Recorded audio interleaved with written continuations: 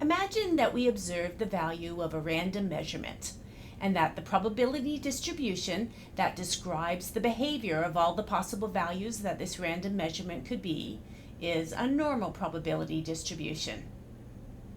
So we don't know what the value of this random measurement will be until we observe it, since it's a random measurement.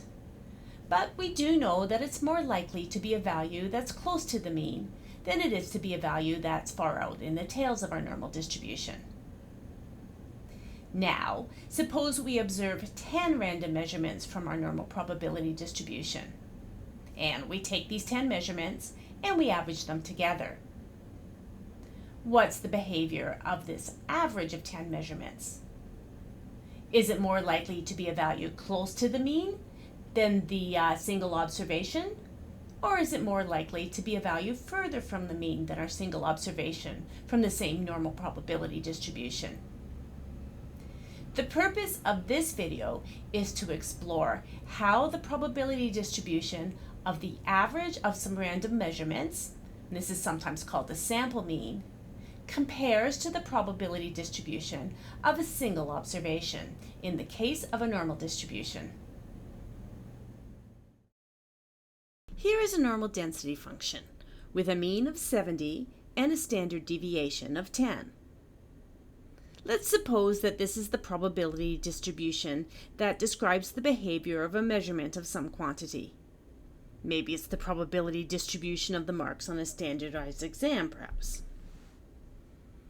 Here is a randomly generated observation from this distribution. It is value a little above 50. So this randomly chosen exam writer got a mark just over 50 on the exam.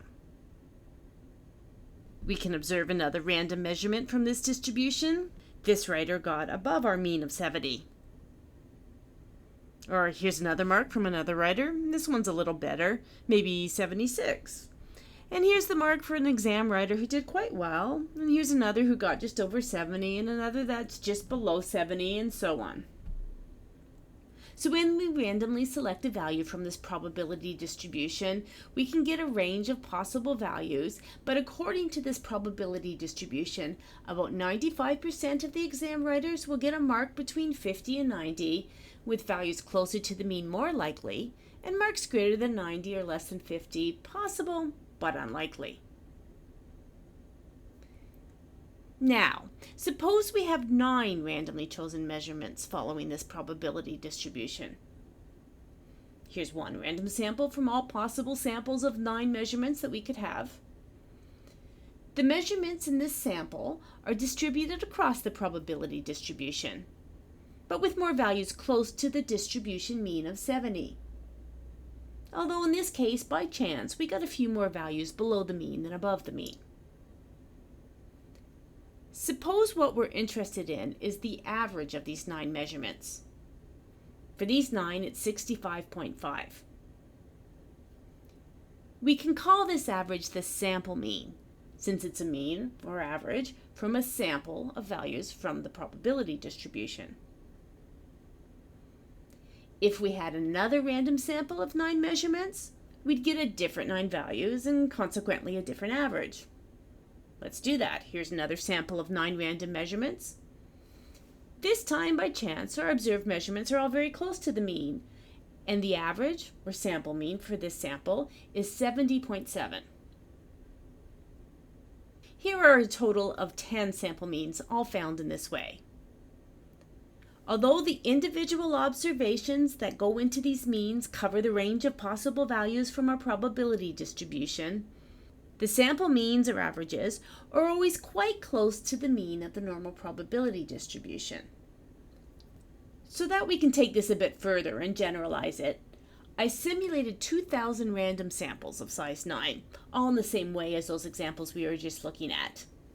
And for each of those 2,000 random samples of size 9, I found the average, and I've plotted those 2,000 sample means in this histogram. Just to note that this is a density histogram. The y-axis has been scaled so that the total area under the histogram is 1, like a probability density function. There are 3 things to note about the values of the sample mean that we can observe in this histogram. First of all, the most common values for our sample means are close to 70, which is the mean of the probability distribution of the individual values. Secondly, the sample means range from about 60 to 80, with most of them between about 65 and 75. Compare that to the distribution for our individual values, which had a range of about 40 to 100, and most of the observations were between 50 and 90. So there is less variability in the sample means than there is in our individual values. Or in other words, the averages are more likely to be a value close to the mean of the probability distribution than the individual observations are. And the third thing to note is the shape of the histogram of means is symmetric and bell-shaped and looks a lot like a normal distribution. We can smooth this histogram to get an estimate of the density function of the means, and that's this nice normal curve here. For a better comparison of the probability distribution of the individual measurements versus the probability distribution of the sample means of random samples of size 9, this plot shows both on the same scale. Both probability distributions are normal. Both normal distributions have the same mean. But the purple probability density function, the density function for the sample means, has less spread. That is, the standard deviation of the probability distribution of the sample means is smaller than the standard deviation of the probability distribution for the individual observations.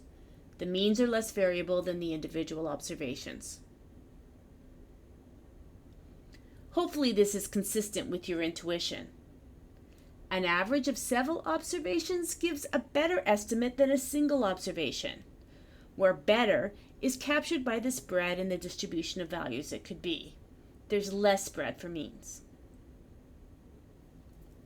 Now let's introduce some notation to describe what's going on here. Here's a normal distribution that describes the behavior of the individual measurements. As is usual for the normal distribution, we'll call the center of the distribution, which is the expected value or expectation, or sometimes called the mean of a random variable that follows this distribution. And we'll call this the Greek letter mu, and we'll call the standard deviation the Greek letter sigma. Mu and sigma are properties of the probability distribution, so they're fixed. That is, they are not random quantities. Now let's call x with a subscript 1, x1, a random variable that follows this probability distribution. In our samples, we had 9 observations of such a random variable. So we have x1 and x2 and so on up to x9. The notation for the sample mean, the average of these 9 observations, is x with a bar over it. So x bar is the sum of x1 plus x2 and so on up to x9 divided by 9, the number of observations. X bar is a random quantity. It varies randomly with each random sample that we might observe. Previously, it was shown that if we roll a die 100 times and we calculate the average of those 100 rolls and we look at the expected value of that average, it's equal to the expected value of just a single roll of the die. But the variance of the average is the variance of a single roll divided by 100, the number of rolls. That's the number of values being averaged together. And we could take the square root of the variance to get a standard deviation. So then the standard deviation of the average is the standard deviation of the probability distribution for a single observation, but then divided by the square root of the sample size. So the average has the same mean as the probability distribution of a single measurement, but the variance of the average is decreased by a factor of the number of measurements in our sample size. To state this generally, if we have x1 through xn independent random variables, so n is the size of our sample, the number of random values we observe, the probability distribution of each individual observation. The mean or expectation is mu, and the standard deviation is sigma. And then we average together our n random variables and call that x bar. Then the expected value of x bar is mu, and the standard deviation of x bar is sigma divided by the square root of n. So again, same mean, standard deviation decreased by a factor of the square root of n. Averages are often used to estimate the expected value of the underlying probability distribution, our mu. The fact that the expected value of x bar is equal to mu is a nice property of x bar as an estimator. It tells us that an average is an unbiased estimator of the mean, mu. So in the long run, with a large sample size, x bar will give us a value very close to the mean that we want to estimate. That's a good thing. We can sum up what we've seen in this video with 3 points. First of all, when measurements are random values that follow a normal distribution, the probability distribution of sample means, which we can think of as the average of some data, is also a normal distribution. Secondly, the mean of the normal distribution of the sample means is the same as the mean of the probability distribution of the individual observations. And thirdly, talking about the spread, the standard deviation of the probability distribution of the sample means is smaller than the standard deviation of the probability distribution of the individual observations. If there are n values in our random sample, so n's our sample size, and sigma is the standard deviation of the probability distribution of our individual observations, then the standard deviation of the probability distribution for all the possible values the mean could be is sigma divided by the square root of n.